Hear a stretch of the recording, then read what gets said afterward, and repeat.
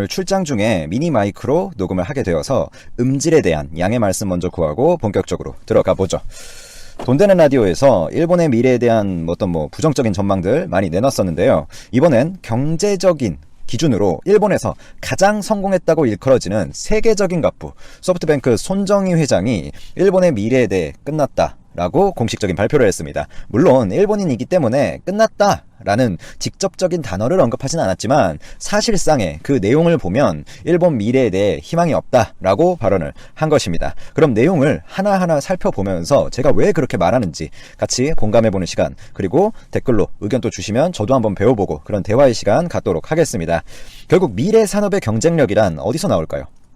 미래 키워드를 먼저 살펴보면 쉽죠. 자율주행차, 전기차, AI, 딥러닝, 5G, 공유 산업, 그 무엇이 됐던 저 미래 산업을 파이를 먹기 위해서는 뭐가 필요하죠? 물론 자금력도 필요하겠죠. 현금 흐름, 그것도 중요하지만 핵심은 기술력입니다. 삼성이 100조의 현금을 가지고 있다는 말이 많은데 그것도 무기지만 100조가 넘죠. 그것도 큰 무기지만 삼성의 반도체 공정 기술력 때문에 삼성의 시총이 조 단위로 그렇게 높은 거죠. 근데 그 핵심인 일본의 기술력이 희망이 안 보인다 라는 것은 충격적인 어떤 사실이라고 할 수가 있는데, 니혼 게이자이 신문과의 인터뷰에서 손정희 회장은 1980년대에서 1990년대까지 일본의 전자기술력은 세계를 당기는 힘이 있었지만 그때는 있었어요. 과거에는. 저도 인정합니다. 지금은 그런 힘이 없다라고 발언을 했는데 이는 팩트, 폭행입니다. 핵심을 찔렀어요. 일본은 과거 한국은 넘볼 수도 없는 기술 강국이 틀림없었습니다. 하지만 지금 일본은 어떻죠? 반도체에서 일본 보이지도 않죠? AI에서는 보이나요?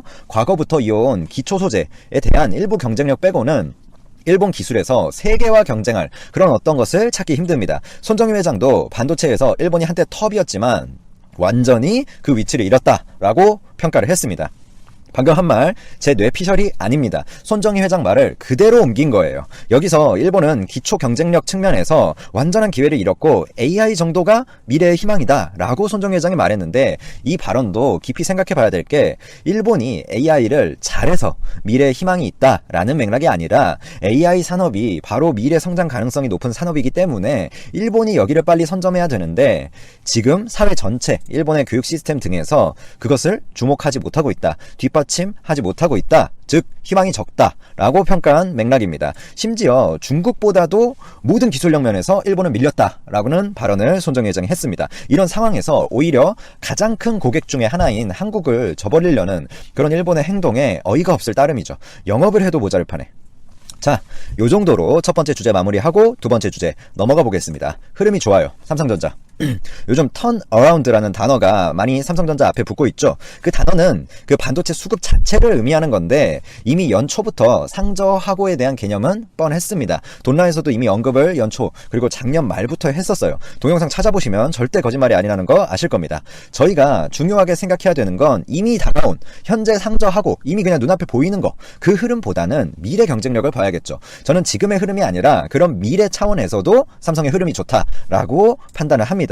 그 이유 중에 대표적인 것은 트럼프의 화웨이 때리기에 기인합니다. 화웨이의 이 매출 감소가 삼성에게 긍정적이기만 하다라는 것은 좀 다면적으로 봐야겠죠. 그렇게 단순하게 생각하긴 힘들지만 미래 경쟁력 중 가장 핵심 중에 하나라고 할 수 있는 5G 면에서는 삼성에게 분명 긍정적으로 작용을 하고 있죠. 트럼프 제재의 핵심에 이 5G 통신 장비가 있고 그 분야에서 작년까지만 해도 리더라고 불렸던 화웨이가 침몰하게 되면서 그 자리를 차지할 가장 적합한 기업으로 삼성이 꼽히고 있고, 실제로 미국, 일본, 한국 3개국에서 삼성의 통신장비, 이 5G 통신장비 수요가 폭증하고 있습니다. 심지어 일본에서도 삼성 걸 쓰고 있어요. 일본 2위 통신업체와 2조 원대의 공급 계약을 맺은 것 돈라에서 얼마 전에 바로 전해드린 바 있죠.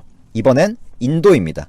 미래 시장은 인도예요. 중국이 이머징 마켓인 것은 물론 맞습니다. 아직도 6% 성장을 이어가고 있고 이머징 마켓인 것은 맞아요. 하지만 미국의 견제 그런 것도 있지만 그걸 떠나서 중국 자체가 굉장히 폐쇄적인 시장 형태를 띠기 때문에 진입하기 애매한 면이 있어요. 화웨이라는 통신 업체를 중국이 그 공산당 산하로 키우는 거잖아요. 근데 걔네들이 왜 키울까요? 결국에 방화벽 치려고 키우는 겁니다. 다른 나라하고. 그래서 유튜브도 못하고 중국에선 Gmail도 못하고, 그래서 그래? 그러면 다른 데서도 니네 폰으로 유튜브 하지 말고 Gmail 하지 마 해가지고 구글이 제재를 했죠.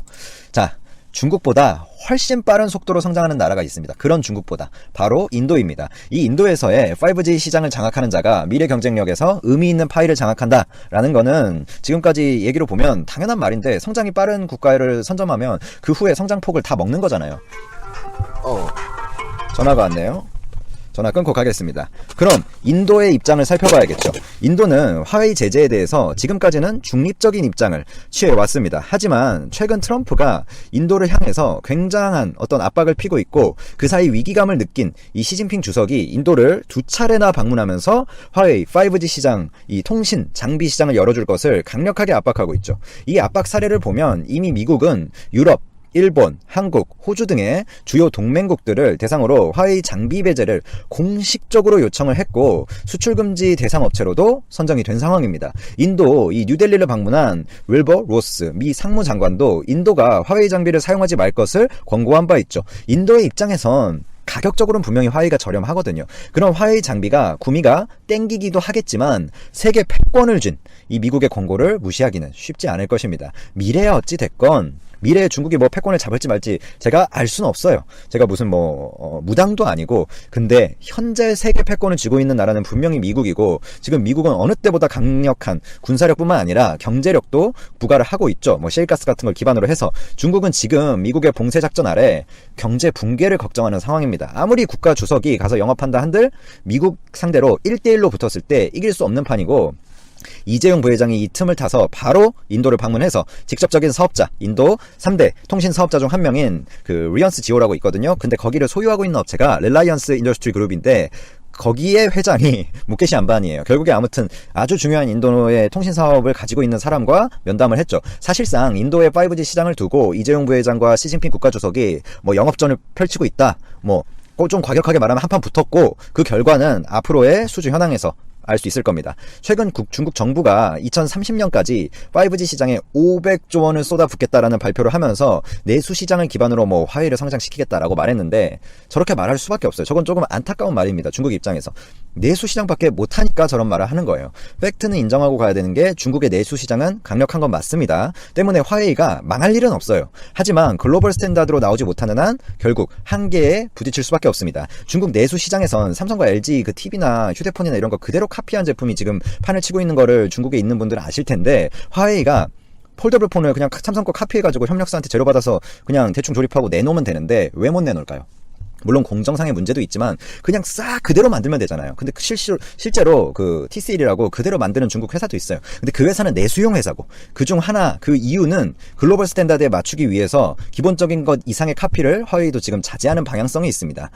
이 때문에 기술력이 안 되니까 연방 밖을 나서질 못하는 거죠. 화웨이도 알고 있습니다. 글로벌 스탠다드로 나가야만 자신들의 덩치가 커진다는 것을.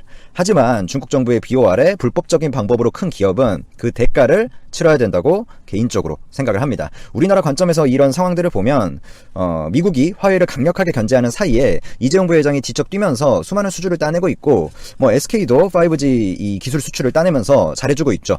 그런 것은 이제 화웨이에 대한 어떤 반사효과도 있다. 미국이 화웨이를 제재하는 것에 대한 반사효과를 삼성이 좀 보는 것도 있다. 요 정도로 간단하게 정리하고 마무리하겠습니다. 제가 출장 중에 지금 하느라고 또 바로 저 업체랑 면담을 하러 또 가야 돼서 그런 것들 때문에 전화벨도 울리고 아주 조금 불편함을 드린 점 사과드리고 마무리해야 될 것 같습니다. 오늘도 소중한 시간, 구독자분들의 이로 말할 수 없는 그 소중한 시간 저한테 이렇게 또 강의라고 해야 될까요? 어떤 영상 시청해 주시기 위해서 내주셔서 진심으로 감사하다는 자리를 차지하고 있는 산업 분야들이 감사하게도 몇 있습니다. 그중 조선업을 빼놓을 수 없는데요. 특히나 요즘 조선업 분야에서 가장 중요한 것은 세계적으로 호황기에 접어든 분야인 LNG 운반선입니다. 그리고 이와 관련하여 기분 좋게도 한국의 조선 기업들 때문에 일본의 조선 기업들이 폐업 혹은 구조조정의 위기에 처했다는 소식이 전해지고 있는데요.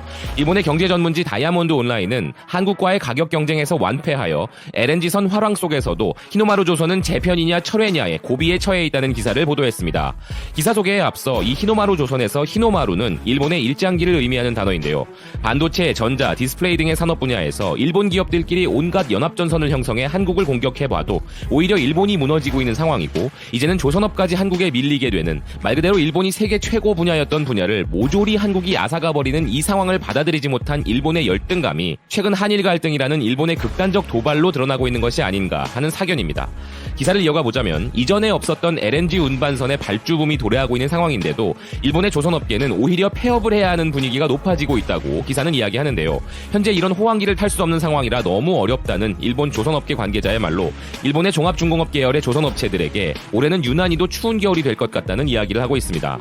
기사는 LNG선의 수요가 당분간 증가 경향이 계속될 것임에도 불구하고 일본의 일부 부품업체를 제외하면 일본의 조선업계 전반에는 찬바람이 불고 있다고 하는데요. 그런 이유 중 하나로 한국 조선업체들이 거침없이 저렴한 가격에 수주를 하고 있어 일본 기업들이 수주이익을 낼 수 있는 수준으로 가격이 부상하지 않기 때문이라고 주장합니다.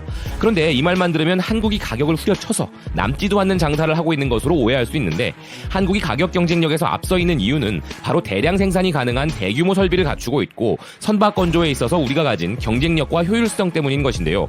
기사도 이 부분에 대해 설명을 합니다. 조선산업은 대부분의 제조와 마찬가지로 같은 제품을 대량으로 생산하는 편이 조달력과 제조 효율성 향상에 도움이 되는데, 연속적으로 선박 건조를 하는 능력 면에서 보면 대량으로 선박을 만들어내는 한국 기업들이 연간 몇 척밖에 만들 수 없는 일본 기업들을 상대로 압도적으로 우월하게 이기고 있기 때문이라고 이야기하면서, 한국에게는 조선업이 고용 확보를 목적으로 하는 국책 사업이고 WTO에 이에 대한 분쟁 해결을 요구해도 조선사에 대한 한국 정부의 공적 지원이 뒷받침되면서 일본보다 10에서 20% 저렴한 가격을 제시하기 때문에 일본은 우리를 이길 수가 없다는 것입니다.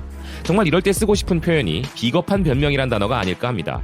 민주주의 국가의 총리란 작자가 직접 나서서 기업들을 살려보려고 이웃 국가에 대한 불공정하고 무차별적 도발을 감행하고 국가 차원의 디스플레이 연합을 만들어도 한국에 이기지 못하다 보니 일본의 어거지는 날이 가면 갈수록 더 심해지는 것 같고 변명만 늘어나고 있는 상황이라 해석이 되는군요. 곧 죽어도 압도적인 한국의 조선산업의 경쟁력에 패배했다고 일본은 인정하지 못하고 있는데, 패배에 쿨하게 승복하는 그 잘난 사무라이 정신은 왜 이럴 때는 발현되지 않나 모르겠습니다. 기사는 일본 조선산업이 얼마나 힘든지를 보여준 상징적인 예로 조선사업을 하는 미쓰비시 중공업에서 벌어진 일을 소개하는데요.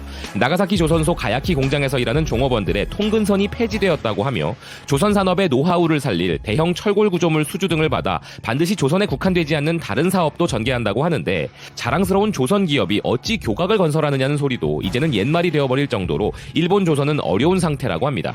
특히나 다른 기업도 아니고 강제징용 피해자분들과 연관된 전범 기업인 미쓰비시의 피해 소식이라서 더 시선을 끄는데요. 이런 이유로 인하여 미쓰비시 외에도 대부분의 조선 기업들이 치열한 소모전을 앞두고 전전긍긍하고 있고, 이렇게 산업 재편인가 철회인가의 중대 국면을 맞이해 히노마루 조선의 치킨 레이스가 시작되었다며 기사는 마무리됩니다. 일본의 조선 산업을 무너뜨리기 위해 한국의 조선 산업이 존재하는 것은 아니지만 우리와의 경쟁으로 말미암아 일본의 조선 산업이 지는 해가 되어가고 있다는 소식은 듣던 중 반가운 소리인 것 같다는 의견입니다.